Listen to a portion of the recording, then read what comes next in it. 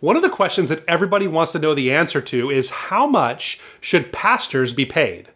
Now, there's all kinds of things you can consider and tables to weigh and things to think about when you're wondering that. But in today's episode, we're going to boil it down to 6 factors you need to consider when determining your pastor's pay. We hope this conversation helps you reach more people and grow. This is the Reach Right Podcast. Well, hey guys, welcome to the Reach Right Podcast, episode number 118. I am your host, Thomas Costello, and with me, as always, is my co-host, Ian Hyatt. What's up, Thomas?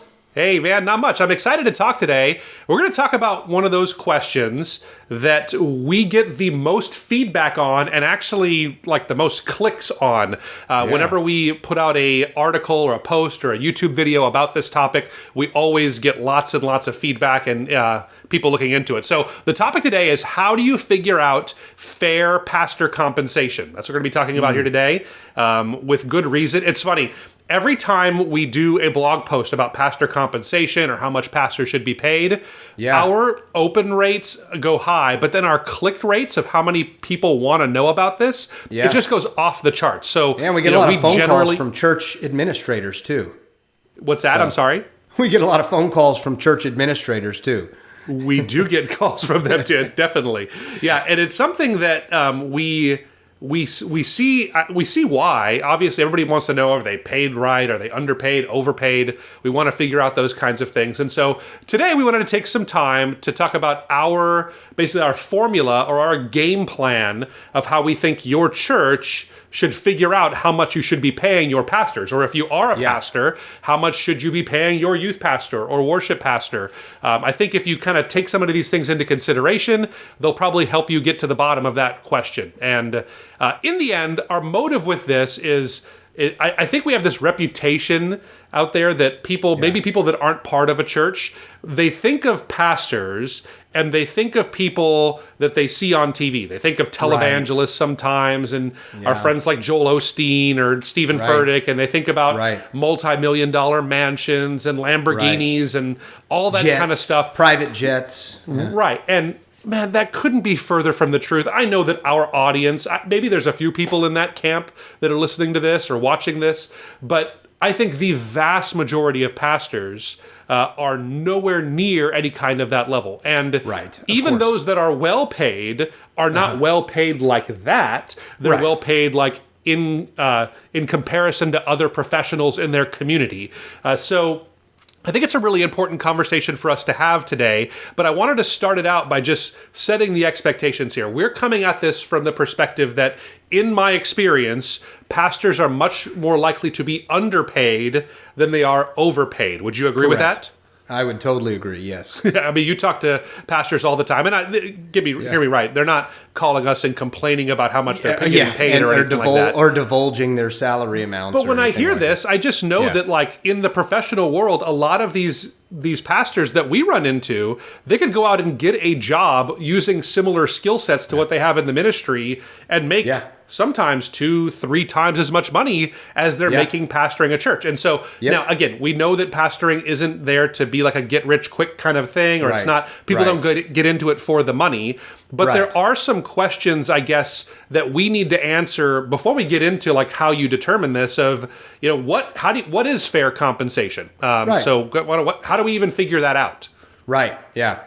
And what we'll start with are just some general like principles to consider before we get into 6 kind of key areas to determine this. There's some general principles for us to, I think, a good starting point. So, and I'll just kind of, let me ask you, Thomas, on these 3 things here, we can maybe go about it in a true or false kind of way to think about it. So, true or false, Thomas, pastors should be paid a livable wage?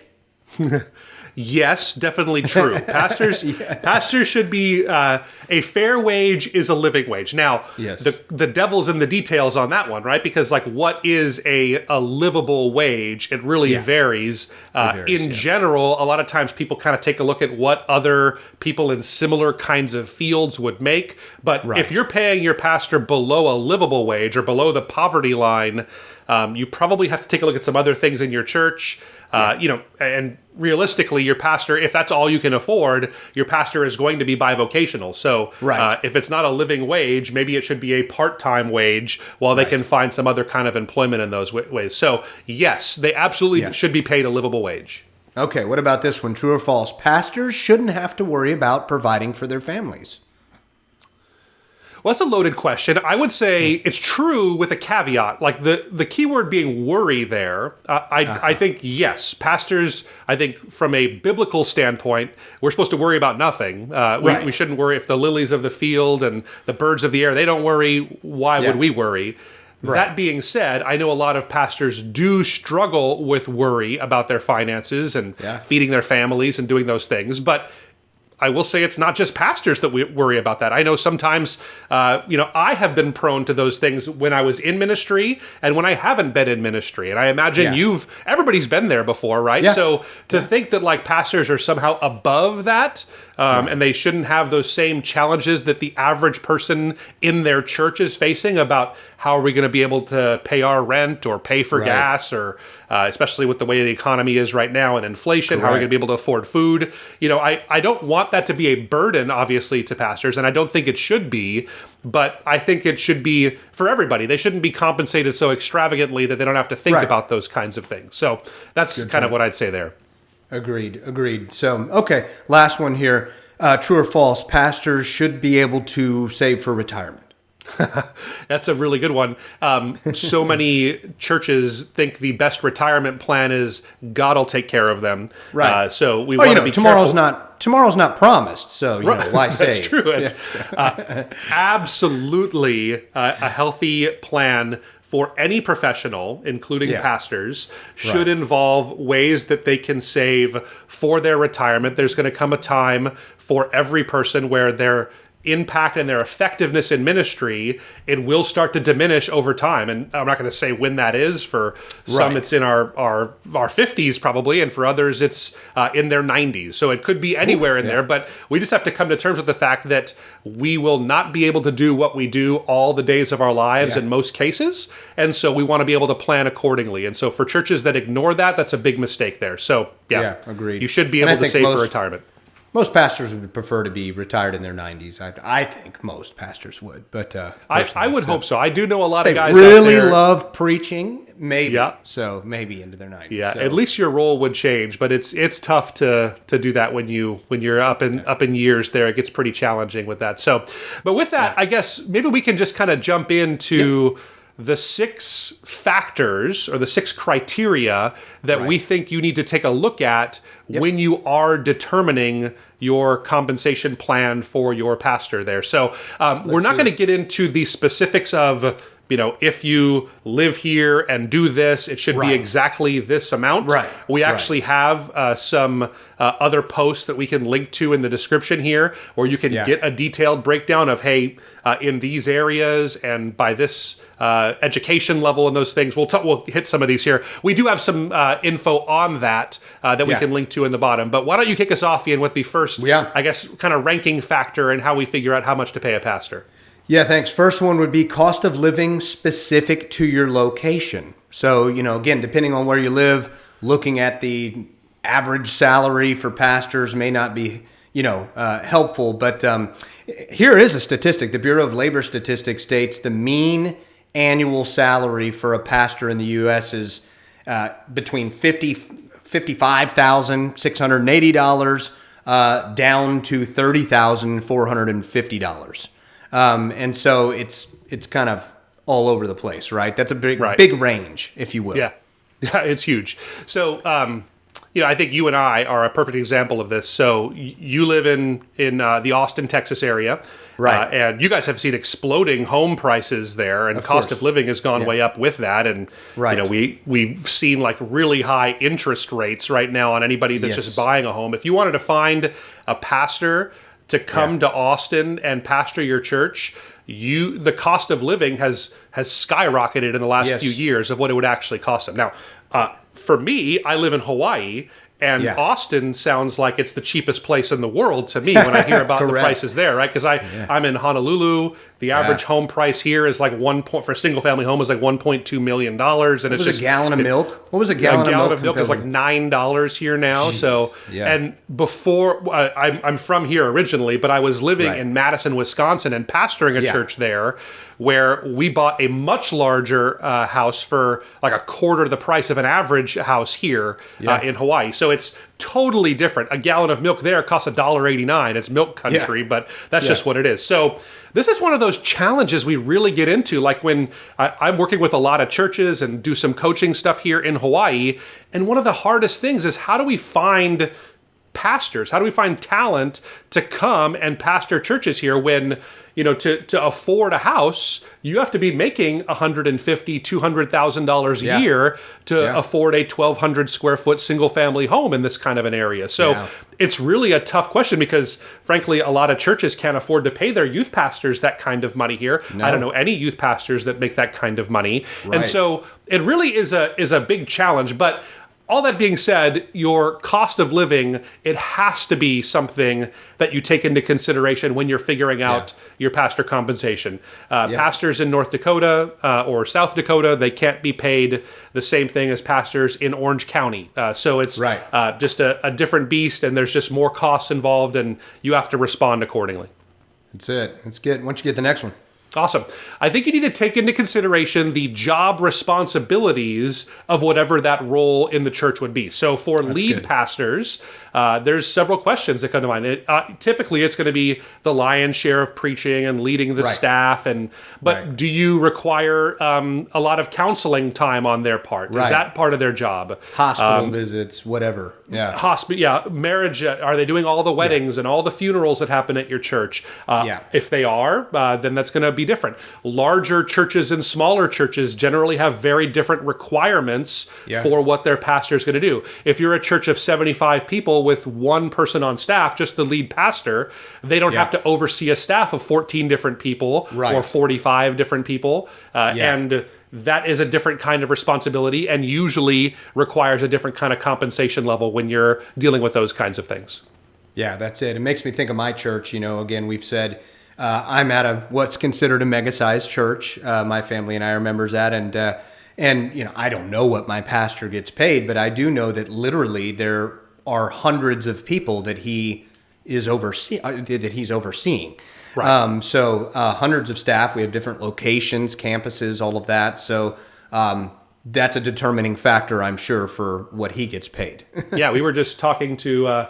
We'll let the cat out of the bag. The communications director at your church came on board here at Reach Right just this week, and we were talking with her a little bit about just the team. She was overseeing a team of 14 different people at that church on just the communications team. Yeah, just as the communications That's director, the communications team right there. So that's bigger than like 95% of churches in the United States. They don't have a staff of 14 people. So you could imagine the weight and the responsibility and the type of work that's needed at a church that is a mega church or a very large church. So you have to take that into consideration. Definitely. Next thing would be education and experience specific to your candidate. So there's going to be, this is going to vary. You're going to have pastors that were, saved radically when they were on the streets. Maybe they dropped out of high school, right? And then you got the, people getting their masters in divinity, and you have, all of these varying education levels. So something to definitely take into consideration. Yeah.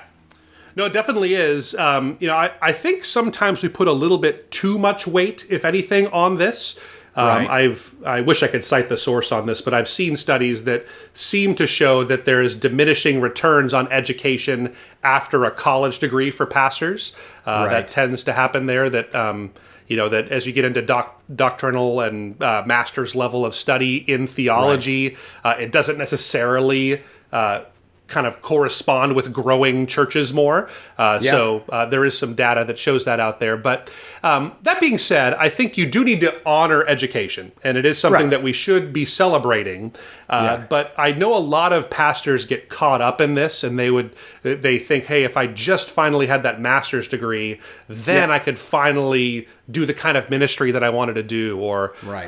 that kind of thinking. I don't think that's healthy. But if you're on a church council or a church board, I do think you have to figure that out. A lot of times, if people do have master's or doctorate degrees in theology or ministry related studies, they've probably taken on some debt to get there. And so you do need to figure that out, especially if you're hiring a younger pastor who has some of this background.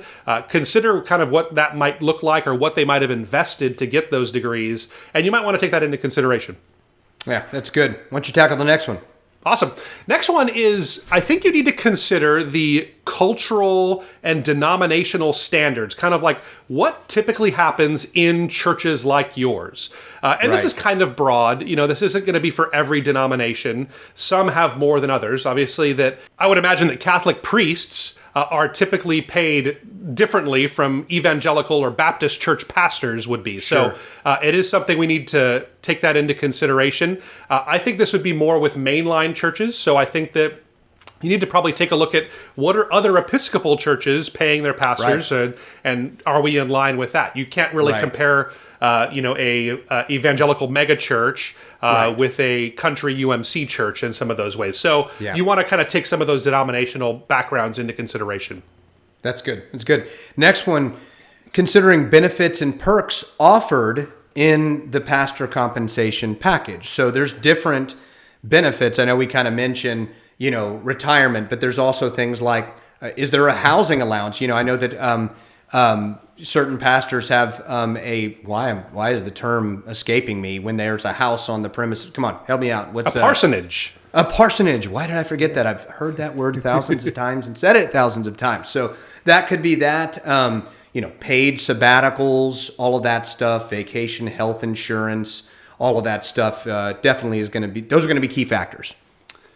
Yeah, let me level with you. As a business owner, and you kind of know this as well, Ian, that benefits are an enormous expense for a business, and I think it's well worth it. We try to be very here at Reach Right. We try to be very generous with our benefits, and so. But it's not to say that sometimes we just look at kind of what is the base pay rate. Like as an employer, we probably are investing 25, maybe 30% on top of whatever the base pay rate is in all of the benefits. And that's 401k matching and health insurance, dental insurance, vision insurance, some of the other things that we offer to our employees here. So you do need to figure that out. You do need to take that into consideration. Whenever you're presenting a compensation package, just kind of a rule of thumb that I've picked up is you want to present it as a full package. Like, so it's not just, hey, here's what the base pay is going to be, and then we have some benefits. Like, get into the details on that, because we for every employee, if they're on our health insurance and 401k and using that, that's thousands of dollars that they are getting of compensation that they would otherwise have to pay for. So you do want to make sure that you kind of figure that in and factor in how much you're giving in those areas. That's good. That's good. Bring us home. I think you're excited about this last one here. You were like, man, me. I love talking about finance and macroeconomics. You were like, Ian, I'm taking that one. So go ahead. Yeah, you got to take into consideration the rate of inflation.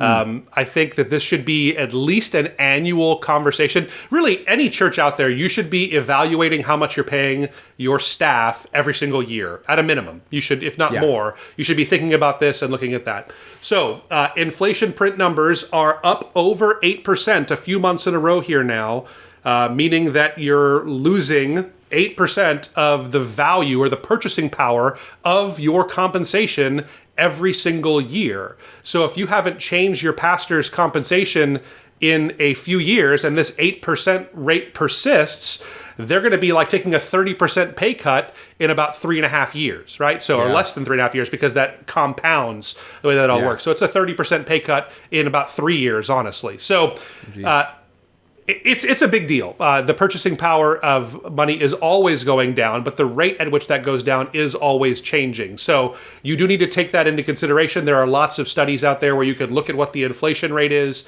at a minimum, if someone is doing an adequate job and keeping up, you need to match what the inflation rate is. If they're doing a good job, you should exceed what the inflation rate is every single year. You should evaluate that. So now, sometimes we get into the temptation of, say, we hired our last youth pastor. We paid him $1,500. We hired him back in 2008. And so, I think $1,500 a month, that's another good amount to pay this new guy part-time work. Well, it's a totally different world. Cost of living is much higher. Inflation has been skyrocketing. So you do need to pay more in most circumstances there. So just the advice here is to take that into consideration. Anything to add to that?